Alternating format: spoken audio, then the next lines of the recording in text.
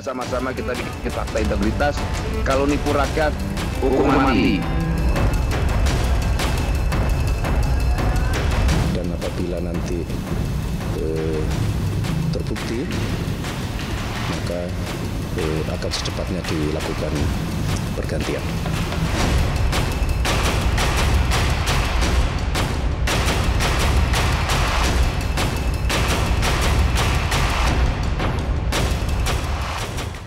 Pemirsa, laporan masyarakat soal dugaan pemerasan di proses penerbitan sertifikasi keselamatan dan kesehatan kerja atau K3 menjadi titik awal KPK mengusut kasus ini.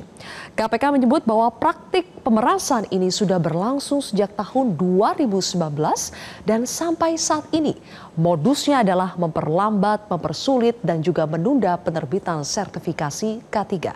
Anda perlu ketahui bahwa bagi perusahaan yang mempekerjakan buruh atau karyawan dalam jumlah banyak, mereka harus memegang yang namanya sertifikat K3. Ini adalah salah satu syarat yang ditetapkan oleh Kementerian Ketenagakerjaan bagi perusahaan. Dan tarif sertifikasi yang semula Rp275.000 melambung menjadi Rp6 juta per sertifikat per orang. Totalnya mencapai Rp81 miliar yang terkumpul dari 80 perusahaan bidang PJKT. Uangnya 81 miliar ya sejak tahun 2019 sampai saat ini. KPK pun menetapkan dari 14 orang yang terjaring OTT KPK, 11 orang ditetapkan sebagai tersangka. Dan dari 11 orang ini terbagi menjadi 2 klaster. 9 orang berasal dari Kementerian Ketenagakerjaan, terutama mereka yang berhubungan dengan sertifikasi K3, dan 2 orang dari pihak swasta.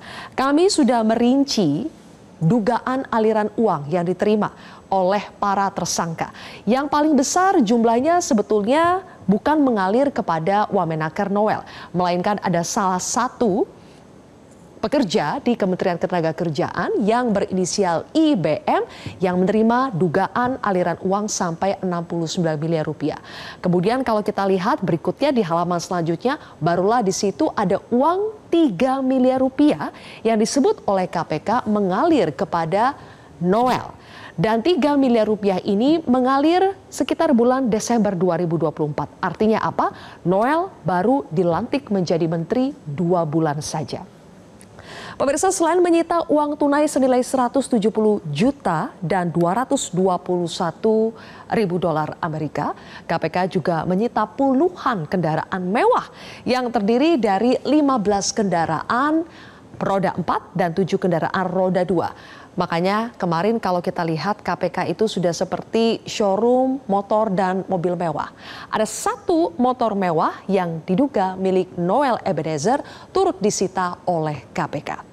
Nah, pemirsa, kita sudah melihat sendiri bahwa Wamenaker Immanuel Ebenezer sudah menjadi 1 dari 11 tersangka kasus dugaan pemerasan pengurusan sertifikasi keselamatan dan kesehatan kerja atau K3.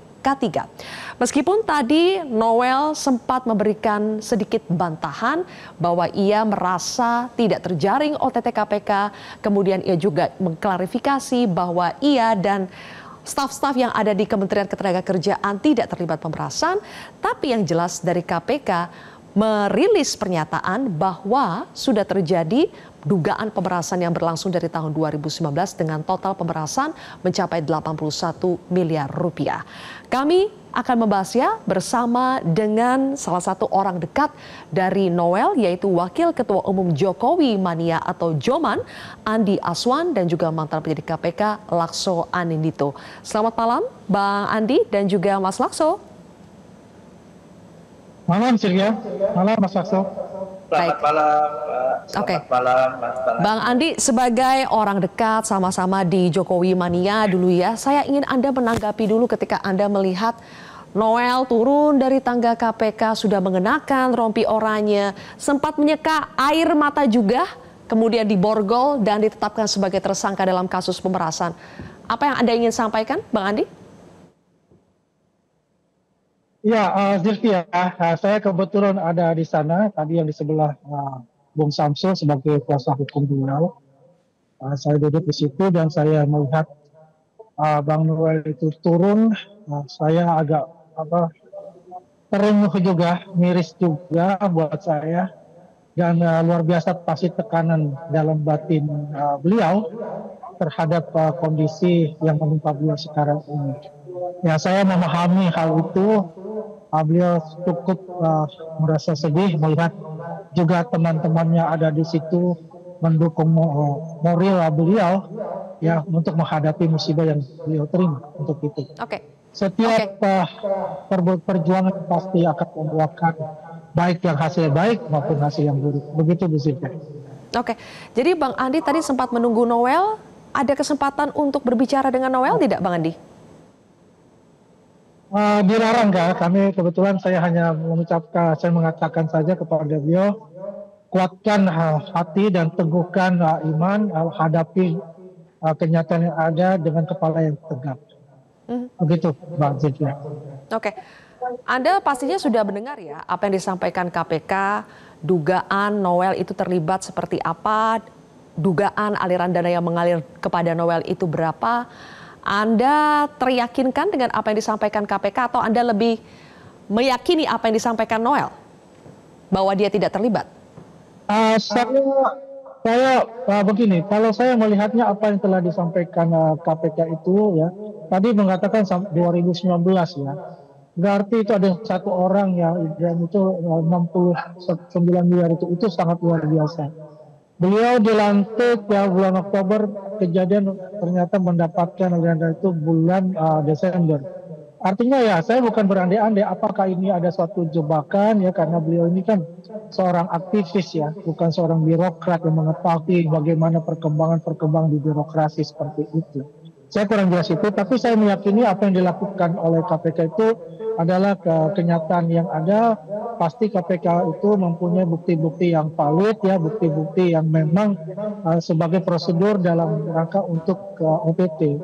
Ya, tapi kalau untuk itu ya saya percaya bahwa apa yang dilakukan itu adalah sesuatu yang bukan sembarangan, tapi mempunyai bukti-bukti yang cukup jelas. Tapi dalam kapasitas Pak Wamen ini, Bung Noel ini yang juga notabene Ketua Umum Jokowi dan Prabowo ini adalah sesuatu musibah yang sangat besar, baik dalam organisasi maupun juga dari keluarga Pak Bang Noel itu sendiri. Ya itulah yang saya katakan tadi, kuatkan hati, tegakkan kepala, ya, teguhkan iman, hadapi semua tantangan ini. Dan baik, kita lihat ke depannya seperti apa, karena pihak keluarga juga sudah menyiapkan yaitu kuasa hukumnya, tinggal melihat bagaimana selanjutnya. Begitu sih ya. Baik Bang Adi, bergeser ke Mas Lakso. Tadi penekanannya itu ada di timing ya, baru 2 bulan usai dilantik sebagai Wamenaker, kemudian katanya menerima aliran uang sebesar 3 miliar. Pertanyaan saya Mas Lakso, apakah mungkin dalam kurun waktu 2 bulan Noel ini sudah tahu ada permainan kemudian terlibat dalam kasus pemerasan yang berjamaah bersama dengan orang-orang yang sudah lama berada di situ? Ya, saya tidak akan langsung menjawab pertanyaan terkait dengan apakah Noel sudah tahu atau tidak terkait dengan adanya pemerasan tersebut. Tapi saya ingin terfokus bahwa dengan melihat apa yang disampaikan oleh Komisi Pemberantasan Korupsi yang langsung disampaikan oleh Ketua KPK Pak Setio Budianto, saya melihat memang di dalam kasus ini, Mbak, yang pertama ada satu pola di mana KPK, kalau kita sama-sama ingat, baru 4 minggu lalu itu melakukan proses penahanan atas 4 orang yang diduga melakukan pungutan ilegal terkait dengan tenaga kerja asing di kementerian yang sama yang dipimpin oleh Pak Noel. Artinya belum sampai 4 minggu KPK melakukan operasi tangkap tangan terkait dengan pungutan lain, yaitu K3. Saya melihat di sini bahwa apalagi melihat tadi angka-angka yang Mbak sampaikan yang sudah diriset oleh Metro TV, saya melihat bahwa memang di sini sudah terjadi sindikasi yang ada di Kementerian Ketenagakerjaan. Sehingga pada saat Pak Noel baru menjabat, dia menerima salah satu hasil dari hal tersebut. Nah, apakah salah atau tidak? Ya jelas salah. Karena memang berarti ada pembiaran atas proses sindikasi yang terjadi di Kementerian Tenaga Kerja. Dan saya melihat sebetulnya kalau kita bicara mengenai operasi tangkap tangan, Mbak, pengalaman saya sebagai penyidik KPK, itu tidak akan dilakukan dalam sehari 2 hari. Tapi itu merupakan proses panjang yang mungkin sudah berbulan-bulan dipantau, berbulan-bulan dilakukan oleh Komisi Pemberantasan Korupsi. Artinya pasca KPK menahan 4 orang yang diduga terlibat dalam kasus tenaga kerja asing, praktek itu masih terus berjalan, Mbak, pada saat dipantau oleh KPK. Ini menunjukkan bahwa isu di ketenagakerjaan itu sangat serius dan dibutuhkan adanya perubahan yang sifatnya fundamental. Noel merupakan hanya salah satu aktor di dalam proses ini. Tapi kita melihat bahwa banyak aktor yang sudah menikmati hasil ini sejak kurun waktu yang lama. Bahkan KPK menyebut sejak tahun 2019. Nah, KPK ini mempunyai tugas berat untuk membongkar ini setuntas-tuntasnya, untuk menemukan sindikasi-sindikasi di dalam Kementerian Tenaga Kerja siapa saja yang menerima hasil ini. Dan tidak menutup kemungkinan bahwa pungutan-pungutan lain juga terjadi. Tidak terbatas pada tenaga kerja asing, tidak terbatas pada K3, tapi juga pada bidang-bidang lain. Ini yang saya lihat. Oke, Mas Lakso, tadi Noel sempat menyampaikan sedikit bantahan ya. Pertama bahwa dia tidak terjaring OTT, kemudian yang kedua dia membantah bahwa telah terlibat dalam pemerasan. Dari bantahan ini, menurut Anda, biasanya kan yang kita ketahui OTT itu level akurasinya itu tinggi ya, makanya conversion rate dari OTT kemudian menjadi tersangka itu 100%. Nah, apakah masih ada celah bahwa KPK misalnya salah, kemudian tidak punya bukti yang kuat sehingga akhirnya Noel hanya terjebak atau terjerumus? Jadi, hampir di setiap OTT atau operasi tangkap tangan, itu pelaku yang melakukan tindak pidana itu sudah kesekian kalinya melakukan. Jadi sebetulnya ini saya melihatnya bahwa Bang Noel tidak memahami konsep OTT secara komprehensif. Ya wajar, Mbak, karena kan beliau memang bukan memiliki latar belakang di bidang hukum dan di bidang penegakan hukum. Karena mungkin dia pikir saya menerimanya Desember 2024, tapi kenapa baru ditangkap sekarang? Tetapi sebetulnya konstruksi yang dibangun KPK pada saat operasi tangkap tangan adalah keberlanjutan dari tindak pidana yang dilakukan. Jadi pada saat tindak pidana terjadi, pada saat uang diserahkan kembali, yang itu kalau kita lihat polanya sangat terstruktur, Mbak. Jadi ini sebetulnya kalau kita lihat kan dari 14 tersangka itu kan ada biro jasa, Mbak. Jadi ini memang pembayaran sudah dilakukan secara langsung. Tapi perusahaan-perusahaan ini membayar biro jasa mempunyai sistem yang langsung berhubungan langsung dengan oknum-oknum atau sindikasi yang ada di Kementerian Tenaga Kerja. Artinya praktek ini merupakan praktek yang mapan. KPK tinggal menunggu aja nih, Mbak, kapan penyerahan lagi dilakukan, kapan transaksi lagi dilakukan, kapan aliran dana dikirimkan. Inilah saatnya pas kebetulan kemarin malam dilakukanlah proses operasi tangkap tangan. Artinya memang apa yang disampaikan oleh Bang Noel itu saya melihatnya lebih ketidakpahaman Bang Noel saja atas konsep operasi tangkap tangan. Tapi substansinya KPK telah tepat melakukan operasi tangkap. Oke, baik. Berarti OTT KPK itu memang sudah dilakukan atau umumnya dilakukan dengan sudah didahului oleh proses yang panjang ya sebelum akhirnya KPK firm untuk menangkap orang-orang ini. Saya balik lagi ke Bang Andi. Bang Andi, yang sedang ramai juga dimunculkan kembali adalah jejak digital dari Noel yang sebetulnya berkali-kali menyampaikan pandangannya soal korupsi, bagaimana koruptor itu harus dihukum mati. Nah sekarang menurut Anda apakah Noel, atau pertama mungkin saya tanya dulu, menurut Anda kenapa Noel terjerumus, terjebak oleh kata-katanya sendiri, dan apakah apa yang disampaikan Noel itu berlaku untuk dirinya sendiri? Iya, Mbak, namanya juga manusia itu pasti punya kelemahan. Tapi yang jelas adalah beliau ini dalam bekerja sangat luar biasa integritasnya untuk membela kaum buruh, kaum pekerja ya yang dikatakanlah dihisap ya, oleh para pengusaha majikan ya, tidak diberikan hak-haknya sebagai pekerja dan buruh, itu dia perjuangkan, dan itu cukup luar biasa dan juga kan mendapatkan apresiasi dari Seknek ya dengan katakan cukup memuaskan dari hasil kerjanya itu. Tapi yang jelas itu memang ya, karena latar belakang beliau ada seorang aktivis ya, bukan seorang birokrat, pasti beliau itu tidak paham mengenai apa yang terjadi di dalam, karena itu baru 2 bulan saja dia menjabat di sana. Sedangkan itu sudah merupakan suatu sindikat di dalamnya. Dan juga kalau beliau itu memang karakter beliau itu adalah sangat empati kepada kaum buruh, kepada kaum-kaum yang dimarginalkan itu sendiri. Dan dia mengatakan itu secara spontanitas, katakanlah dihukum mati, dan itu menggambarkan betapa geram dia dengan hal-hal seperti itu. Kalaupun dikatakan apakah itu akan berlaku untuk dirinya, saya tidak bisa menjawab untuk itu, Mbak Sylvia, karena itu adalah pribadi beliau dengan rasa empati dan kegeraman beliau dengan keadaan seperti itu.